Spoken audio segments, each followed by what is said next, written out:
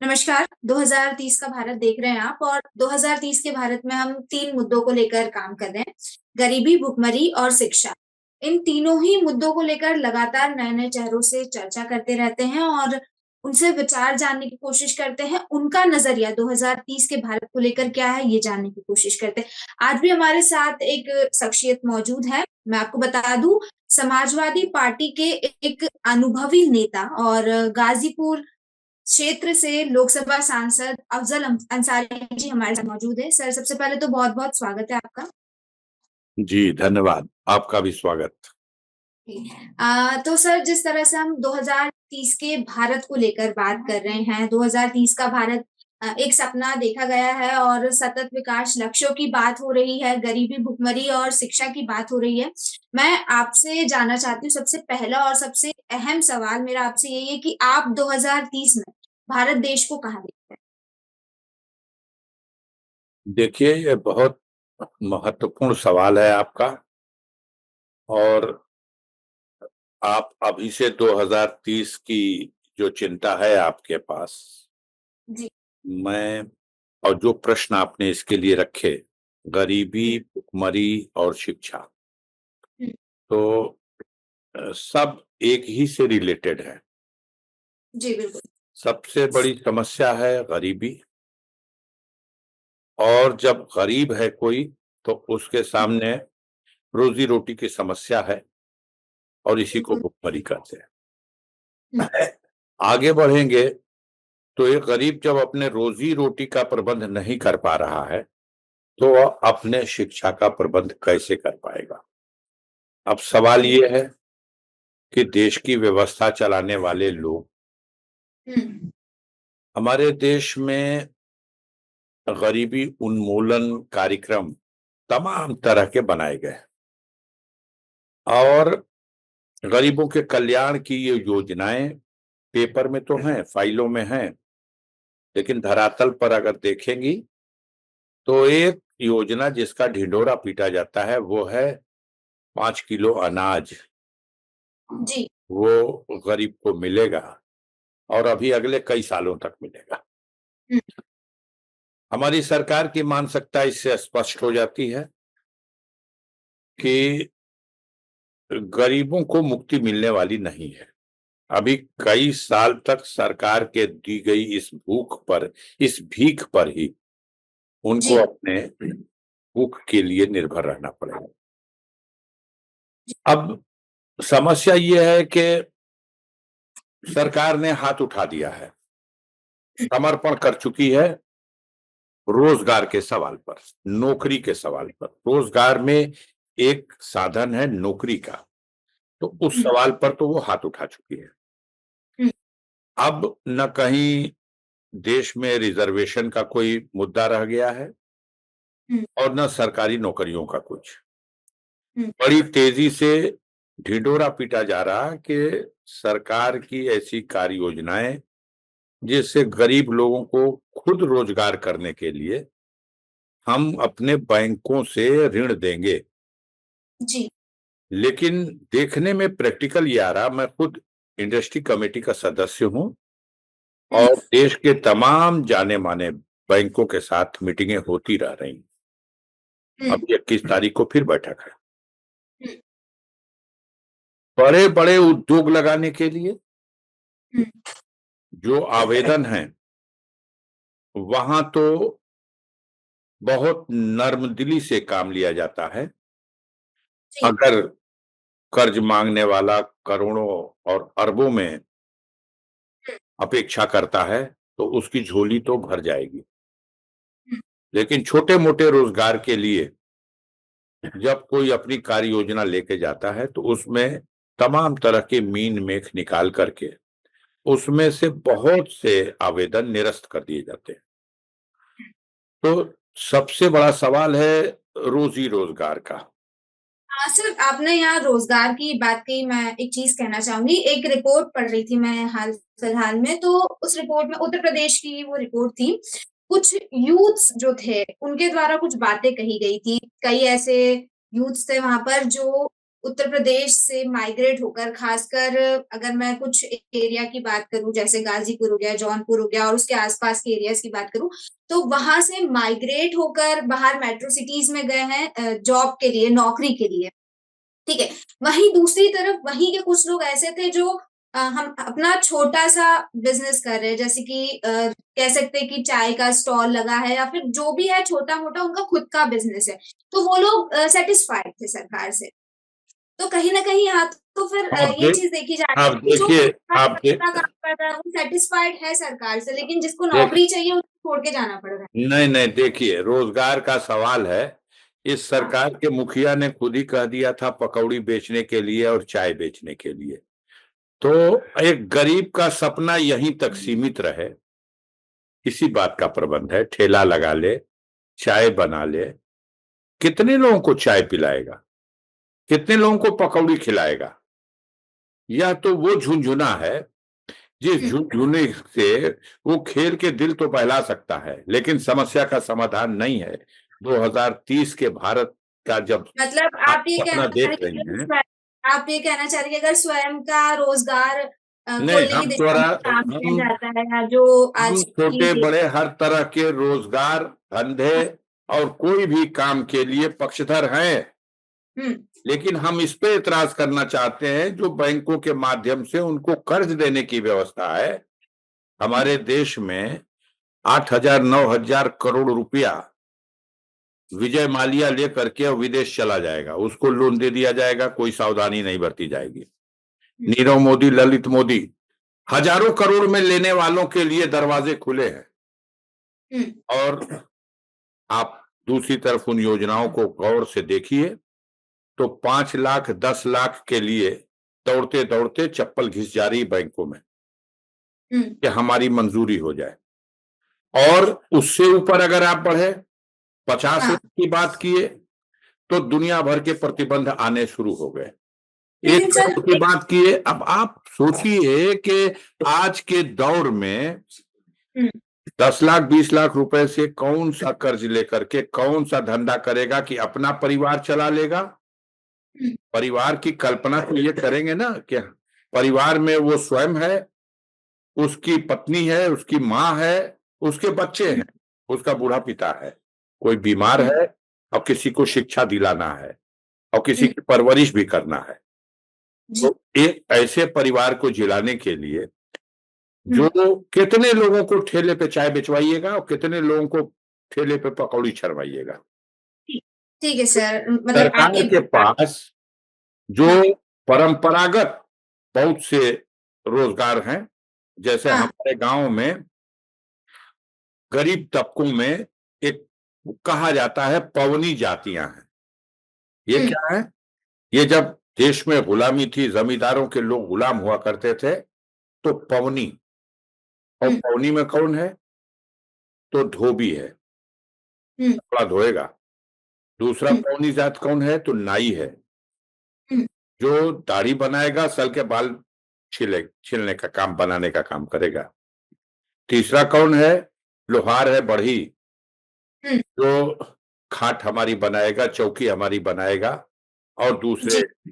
जो लकड़ी से संबंधित काम है वो बढ़ई करेगा। तो यह जो हम्म। पौनी जातियां हमारी हैं, हम्म। इनके पास जो अपने परंपरागत रोजगार धंधे के तरीके रहे हैं, हम्म। उनको और आधुनिक युग के हिसाब से विकसित करने के लिए अगर दिल खोल के सरकार बिना किसी मतलब झंझट के उनको अगर हम्म। लोन देती है, कोई हम्म। सैलून खोल लेगा, अच्छा सा सैलून खोले और जी। उससे वो अपना वही परंपरागत काम करे, तो हो सकता है सैलून में 10 आदमी को रोजगार भी दे देगा, काम करने हाँ। वाले कर्मचारियों को, और अपने हम्म। परिवार की भी परवरिश कर लेगा। लेकिन बिल्कुल। समस्या ये है कि आपके मुंह से निकला चाय चाय बेचने वाली बात, तो वही मैंने तो मुझे सिर्फ याद आ एक गया। एग्जाम्पल दिया कि हमारे प्रधानमंत्री जी ने पकौड़ी बेचने वाली बात कही थी, तो मुझे चाय पकौड़ी यहीं तक सीमित रह जाएगा अगर गरीब का सपना नहीं। हमें उससे ऊपर उठना है, क्योंकि अगर हम ठीक। उससे ऊपर नहीं उठेंगे तो ना हाँ। अपने बच्चों को पढ़ा सकेंगे, न उनकी परवरिश कर सकेंगे। बिल्कुल बिल्कुल, सरकार आपकी की बात से मैं पूरी सहमत। शिक्षा नीति पर आ जाइए। हमारे देश में दोहरी शिक्षा नीति है। एक शिक्षा उनके लिए जो सक्षम लोग हैं आर्थिक रूप से, उनके बच्चे मॉन्टेसरी स्कूलों में जाएंगे, प्राइवेट जी स्कूलों में जाएंगे, महंगी फीस है, 2,000 रुपए कक्षा 2-3 में पढ़ने वाले बच्चों से, 4,000 और 5,000। हम बिल्कुल कम वालों की बता रहे हैं। ऐसे भी विद्यालय हैं जहां 2 और 4 और 5 में पढ़ने वाले 10,000, 20,000 और 50,000 भी बिकते हैं। लेकिन हम वो और फिर कम वालों की विद्यालयों बता की रहे हैं। जो स्थिति है शिक्षा को लेकर, अगर मैं बात करूं, जैसे आप कह रहे कि कई ऐसे विद्यालय भी हैं जहाँ 4,000 5,000 रुपए में बच्चे पढ़ रहे हैं, तो फिर ऐसे विद्यालयों की जो शिक्षा है वो भी तो उतनी गुणवत्तापूर्ण नहीं है ना। तो क्या नहीं कुछ नहीं, इस तरह से होना चाहिए हम कि बता रहे हैं, सरकारी विद्यालय है बता रहे वहीं हैं पर क्या कुछ है, तमाम सुविधाएं मौजूद करा दी जाए? हम बता रहे हैं आपको क्या है। जी। जो सरकारी स्कूल हैं, हाँ। बेसिक प्राइमरी पाठशाला, हम्म। कक्षा 1 से लेकर कक्षा 5 तक, हम्म। जूनियर हाई स्कूल कक्षा 6 से लेकर कक्षा 8 तक, और हायर सेकेंडरी स्कूल कक्षा 9 कक्षा 10, इंटरमीडिएट कॉलेज कक्षा 11 और कक्षा 12। अब आइए लड़कियों की शिक्षा पर ध्यान देने की बात। हमारे यहाँ अभी तक हम लोग विकसित हो चुके हैं, विकसित होने का सपना देख रहे हैं। विश्व बैंक कह रहा है कि 2047 में भी आप नहीं हो पाएंगे जितना कर्ज आपने ले लिया और जिस रफ्तार में आप चल रहे हैं। लेकिन फिर भी हम जी। सपना तो देख सकते हैं, हम सपना दिखा भी सकते हैं। वही है, सपने भी सर कब से दिखाए जा रहे हैं, पहले 2020 तो का वही फिर वही सपना देखिए और तो सपना देखते देखते वैकुंठ में चले जाइए। सवाल तो सत्य ये ये कि है ये कि सपना आखिर सच कैसे होगा? जब तक इस देश से दोहरी शिक्षा नीति का यह नीति समाप्त नहीं की जाएगी, तब तक गरीबों के बच्चों को, गांव में रहने वाले आम इंसान, किसान या सामान्य लोगों को शिक्षा का तो कोई लाभ नहीं मिल पाएगा। सरकार की कार्य योजनाओं में प्राइमरी स्कूल है, उसमें एक अध्यापक है, एक शिक्षा मित्र रख दिया, बहुत दानी है तो 2 हो गए। अब कक्षा 1 से लेकर कक्षा 5 तक पढ़ाइए और पता चला 400 बच्चे हैं। तो जी 400 बच्चों को कक्षा 1 की भी शिक्षा और कक्षा 5 तक की शिक्षा कैसे संभव है? सरकारी स्कूल में जो अध्यापक पढ़ा रहा, हाँ। उसकी तो सरकारी टीचर है, उसकी सैलरी है 80,000, 90,000, 1,00,000, 1,00,000 से भी ज्यादा अगर वो सीनियर है तो। लेकिन वो प्राइवेट स्कूल जहां फीस तो ज्यादा वसूली जा रही, 2,000, 4,000, 5,000, 10,000, वहां जो स्कूल में पढ़ाने वाले, इंग्लिश मीडियम स्कूलों में पढ़ाने वाले जो टीचर हैं, आप इसको अध्ययन कर लीजिए, मेरी बात को परख लीजिए जाकर के, उनको मुश्किल से 5,000, 7,000, 10,000, 15,000 रुपया सैलरी दी जाती है। और उनसे, वो प्राइवेट स्कूल है, बेरोजगार नौजवानों की बाढ़ आ गई है। वो सारे बेरोजगार नौजवान उस तरह के स्कूलों में अपनी सेवाएं दे रहे हैं, बच्चों को पढ़ा रहे हैं। उनको 5,000, 8,000, 10,000 और 15,000 रुपया वेतन मिल गया तो वो उसी में किसी तरह से खुशी अपनी समझ करके, और सरकार ने निराश कर दिया हमारे नौजवानों। वो जी, बिल्कुल सर, आपकी स्तर की इस बात है। से मैं बिल्कुल इत्तेफाक रखती हूँ कि कहीं न कहीं जो सरकारी स्कूलें हैं, वहाँ पर शिक्षकों को मानदेय तो ज़्यादा मिलता है, शिक्षकों की सैलरी ज़्यादा होती है as compare to private schools. लेकिन वहीं शिक्षा की अगर हम बात करें तो वहाँ शिक्षा पर का जो स्तर बिल्कुल बिल्कुल, चौपट। उस हिसाब से शिक्षा नहीं मिल पा रही है। देखिए, शिक्षा का जो मुद्दा है या फिर शिक्षा, गरीबी, दोनों ही जो मुद्दे हैं वो आज के मुद्दे नहीं है, या फिर जो मौजूदा सरकार चल रही है, उन सरकार नहीं, के मुद्दे भी, ये मुद्दे तो हमारे कई सालों से चले आ एक रहे हैं ना, और लगभग देखने, आज़ादी के बाद से। मुझे अपनी बात पूरी करने दीजिए। हमने आज़ादी के बाद से सर ये मुद्दे चले आ रहे हैं, गरीबी का, भुखमरी का, विकास का मुद्दा चला आ रहा है, ठीक है? देखिए, तो सवाल मेरा सर ये है कि सरकार की हम बात कर रहे हैं, सरकार की योजनाओं की हम बात कर रहे हैं।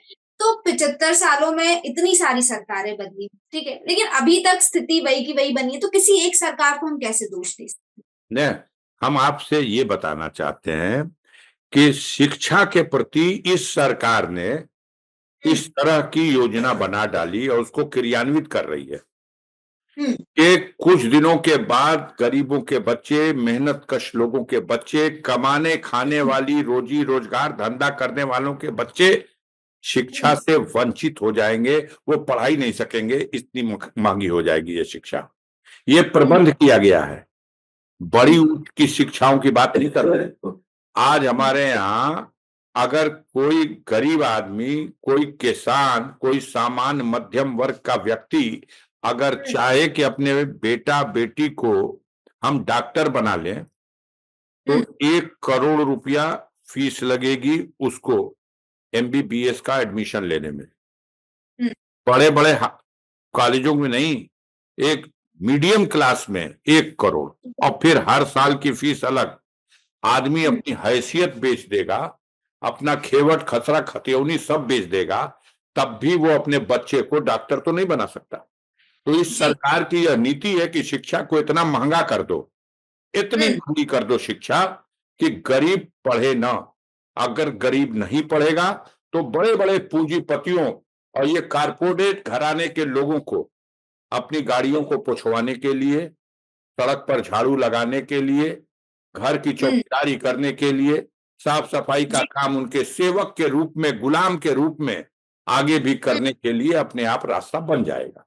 तो अभी जो सरकार की कार्य योजनाएं हैं, उन कार्य योजनाओं से न भूखमरी खत्म होने जा रही है। क्या योजनाएं लानी चाहिए सवाल, क्योंकि देखिए मौजूदा स्थिति को देखे, मौजूदा योजनाओं को देखे, फिर चाहे वो मुफ्त में राशन देना हो या और भी कोई योजना हो, सरकार कोई भी हो, मेरा सुझाव अगर आपने पूछा तो मैं यही बताऊंगा कि सबसे प्रथम कार्य ये दोहरी शिक्षा नीति को समाप्त कर देना चाहिए। सर एक चीज, समाजवादी पार्टी को मौका दिया जाए, सुनिए, पूरे भारतवर्ष के हर नागरिक को जो अपने बच्चों को स्कूलों में पढ़ाने की, उसको सबकी व्यवस्था सरकार को अपने हाथ में लेनी चाहिए। मुफ्त शिक्षा का प्रबंध करना चाहिए और उसको ऐसी शिक्षा देनी चाहिए। स्कूलिंग शिक्षा तो सबको दीजिए आप, हाई स्कूल और इंटर तक। उसके बाद की शिक्षा में उनको ऐसी शिक्षा दीजिए जो उनकी शिक्षा ही उनकी रोजी का साधन बन जाए। उनकी शिक्षा को उनकी रोजी से जोड़िए, टेक्निकल उनको शिक्षा दीजिए, आवश्यकता इस बात की है, और मुफ्त शिक्षा दीजिए। इतनी महंगी शिक्षा सिर्फ इसलिए की जा रही है कि गरीब अपने बच्चों को पढ़ा नहीं सके। एक रिक्शा खींचने वाला व्यक्ति, एक पीठ पर बोरा ढोने वाला व्यक्ति, एक खेतों में किसानी करने वाला व्यक्ति कैसे पढ़ा सकता है अपने बच्चों को? ये जानबूझ के शिक्षा महंगी की गई। और जब शिक्षा दूर से हम दूर हो जाएंगे, हमारा समाज दूर हो जाएगा, हमारे वंशज दूर हो जाएंगे, तो फिर उनके जीवन में कोई सपना ही नहीं रह जाएगा। वही चाय बेचो, पकौड़ी छानो और बाबू लोगों की सेवा करो, यही सपना रह जाएगा। इसलिए आपके तीनों मुद्दे बहुत महत्वपूर्ण हैं। 2030 तक, उससे पहले अगर देश की जनता नहीं जगी और सरकार ने इस पर गंभीरता पूर्वक विचार करके, खास तौर से हमारी महिलाओं को, लड़कियों को शिक्षा देने के लिए एक विकास खंड, गांव एक इकाई है, गांव से बड़ी इकाई को विकास खंड कहते हैं। एक विकास खंड में, एक जनरल बता रहा हूं, 70 से लेके 100 सवा 100 गांव होते हैं, गांव पंचायतें होती हैं एक विकास खंड में। आज तक उत्तर प्रदेश में एक विकास खंड में एक लड़कियों के पढ़ने के लिए एक जीजीआईसी नहीं है, एक गवर्नमेंट इंटर कॉलेज नहीं है, इंटर कॉलेज नहीं है। आज तक, आजादी के 75 साल बाद तक, जो सरकार अपनी बेटियों को पढ़ाने के लिए एक इंटरमीडिएट कॉलेज 100 गांव के बीच में नहीं दे पाया, 100 गांव के बीच में नहीं दे पाया। आपने कहा कि आज तक, आजादी के बाद से लेकर आज तक एक भी ऐसी कॉलेज नहीं है, खास करके बालिकाओं के लिए। तो आजादी के 75 साल हो गए, इसमें तो कई सरकार आई, फिर इस चीज को लेकर तो हम किसी एक सरकार पर दोष नहीं दे सकते। मैं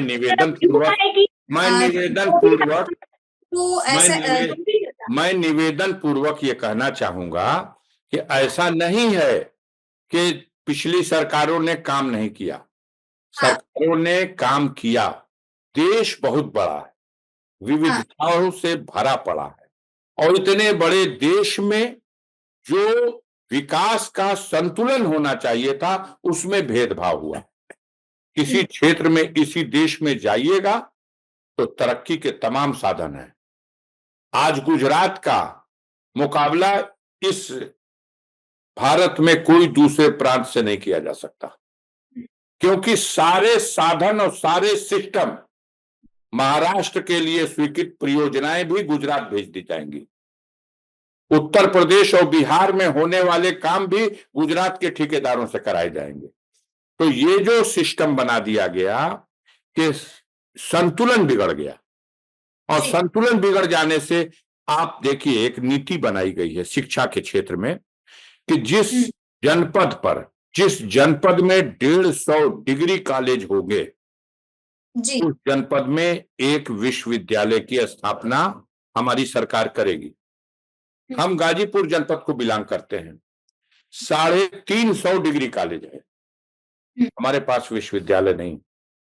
मत दो हमें नौकरी, मत दो हमें रोजगार, मत दीजिए हमें रोजगार का साधन, लेकिन हमें शिक्षा हासिल करने के लिए एक विश्वविद्यालय तो दे दीजिए।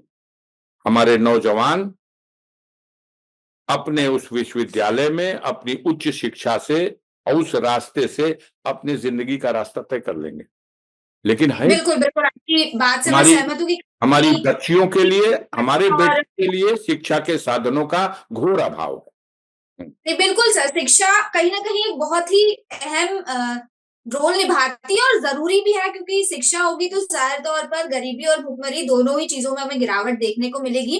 क्योंकि समय की कमी हमारे पास, तो एक आखिरी सवाल आपसे करना चाहूंगी कि 2030 के भारत में आपका क्या योगदान होगा, आपका क्या कंट्रीब्यूशन होगा 2030 के भारत को लेकर और जनता को लेकर और इस देश को विकसित बनाने को लेकर?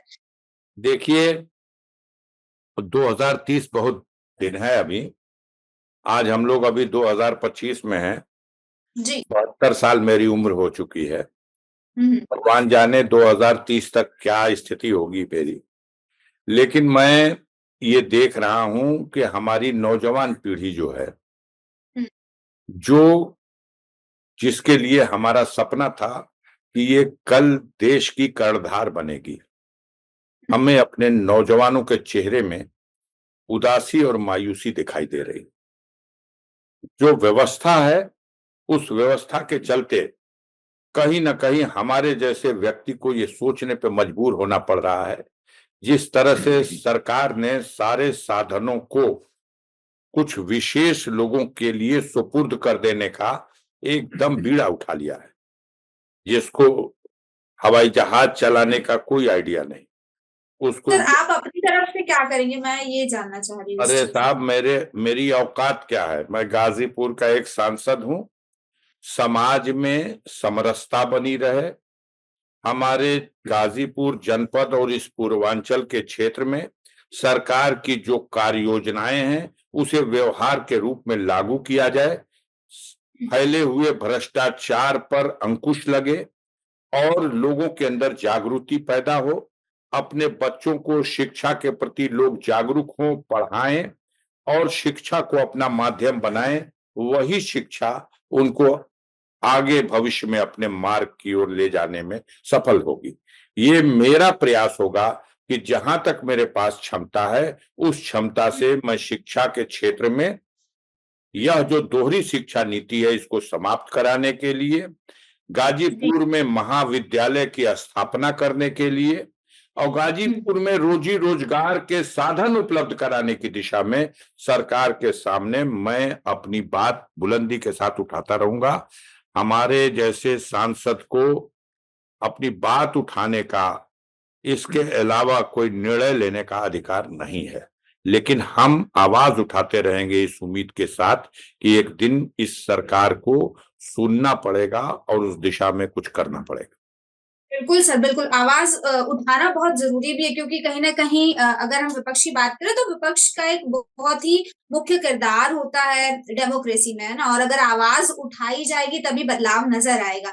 और रही बात, अगर जैसे आपने कहा कि शिक्षा की हम बात करें, तो जाहिर तौर पर अगर हमारी देश में शिक्षा प्रणाली सही होगी, सभी को बराबर शिक्षा मिलेगी और जिस तरह से रिसोर्सेज की आपने बात की, अगर रिसोर्सेज का डिवीजन इक्वली होगा तो कहीं ना कहीं जाहिर तौर पर देश में तरक्की देखने को मिलेगी। जैसे आपने कहा कि आपका प्रयास होगा कि गाजीपुर में महाविद्यालय बने। मैं उम्मीद करती हूँ और मैं कामना भी करती हूँ कि आपका ये प्रयास जरूर सफल हो। बहुत बहुत धन्यवाद।